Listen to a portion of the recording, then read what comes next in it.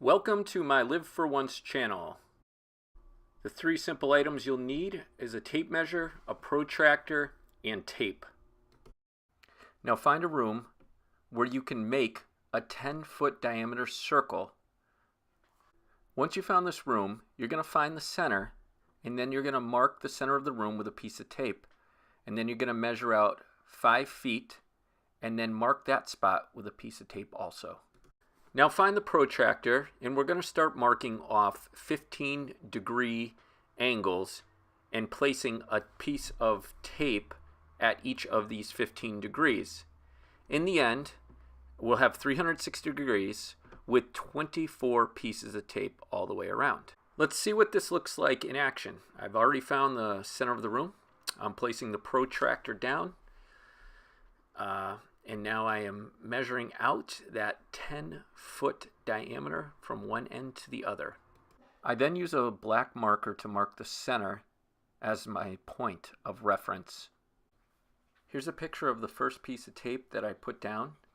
It's 5 feet out from the center, and it starts the 360-degree circle that we're starting. I used brown tape so it would match the carpeting. This way, when I'm taking photos, you shouldn't be able to see it in the background. As I'm moving along, I'm moving at that 15-degree angle. This is what it's going to start to look like as you're going along.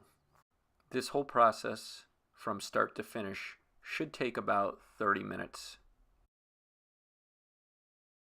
As I was moving along, I found the tape sometimes was a little bit hard to cut. Sometimes it would stick to the scissors themselves, so you'll find that to be a little bit frustrating at times. Another thing I found was that sometimes the tape measure would fall over. I know they sell wider tape measures, so they'll actually stand without falling. That's something else to consider when you're using one. Now we're done.